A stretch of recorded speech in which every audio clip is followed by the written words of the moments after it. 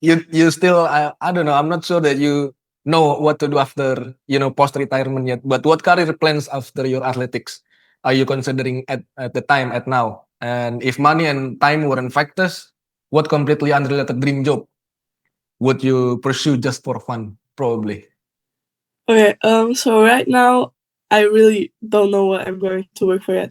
I've thought about something in management or something in economics, what I'm studying, but I don't really know what direction I'm going in yet.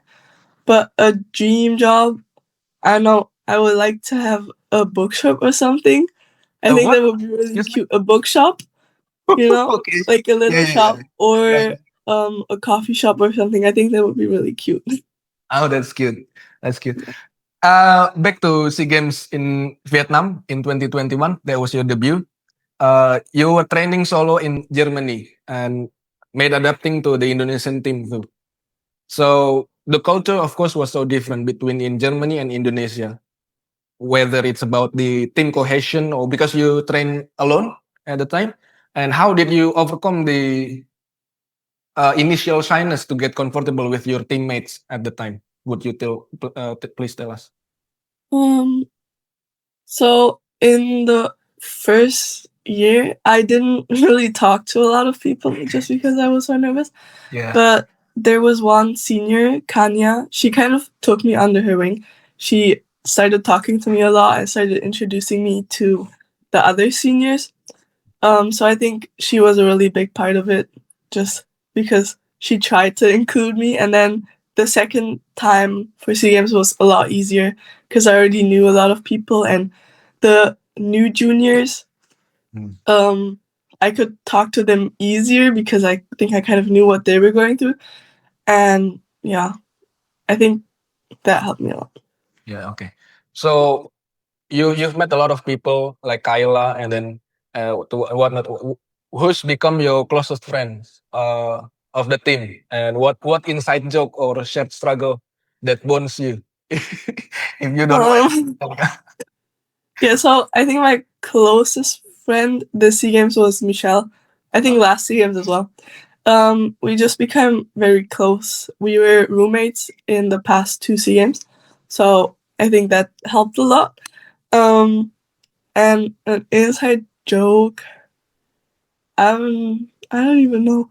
We talk a lot about her like 200 her 200 flight. I think we talked a lot about because she was really nervous. I was like, oh no, you need to come down, you need to come down. And yeah, I think that's, I don't know. Yeah. Yeah. Like, do they speak with you in bahasa Indonesia that you don't understand, and then they can kind of laugh at you or what? No. uh, no, I mostly understand what they say. So And how has that shaped you into who you are today, the Marciani, the queen of backstroke? so of course as a kid it was always a little bit difficult because well, in my German school there was a lot of German children, which I knew I looked a bit different, but I didn't really think about it that way. I was just, I don't know, I didn't really think about it. But then, like going further, I prided myself honestly in being mixed because I had two passports and I had the opportunity to go to Indonesia without a visa. And we visited a lot with my mom Mm. when I was little. So I was really proud of that. And I told everyone that I'm from Indonesia, I'm from Germany.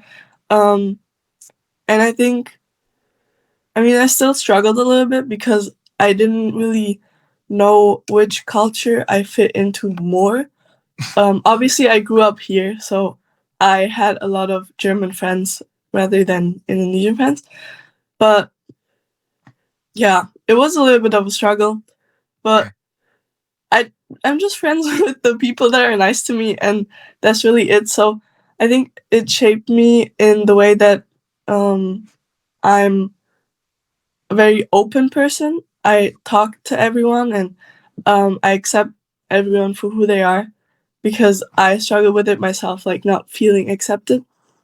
So yeah, I think that's the part that shaped me the most. Yeah, and I think your adaptability is shaped because of your mixed race. And so, Masniari, of every athlete, every human being has their role model or biggest role model. And what about you? Is it about a family athlete or someone unexpected probably that shaped Masniari now today? I would say it's a lot of role models throughout my life.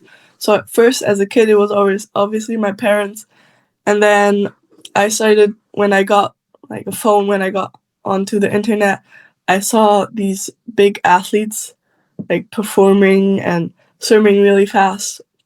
So they became kind of a role model to me. Yeah. Like I really like Reagan Smith. I watch a lot of her content. She does a lot of TikToks, Yeah. and I really like her. I think she seems like a very nice person. So she's kind of my role model.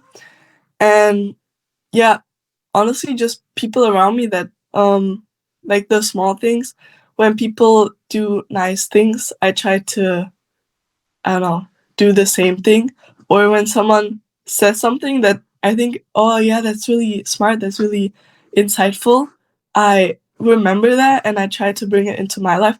So I think it's just everyone that I feel inspired by is kind of a role model. Yeah. That's sweet. Okay, one last question. If you could share one piece of advice to other young swimmer that feeling overwhelmed based on your own vulnerabilities, what would it be and why? Yeah, your advice to young swimmer. I think I think my biggest advice would be that don't take everything too seriously. Of course, you want to do well in swimming, and of course, you want to do well in other aspects of your life, but just try to take a step back and try to be in the moment and have like the most fun that you can with it. Of course, there's going to be serious moments, and you have to focus and have to be disciplined.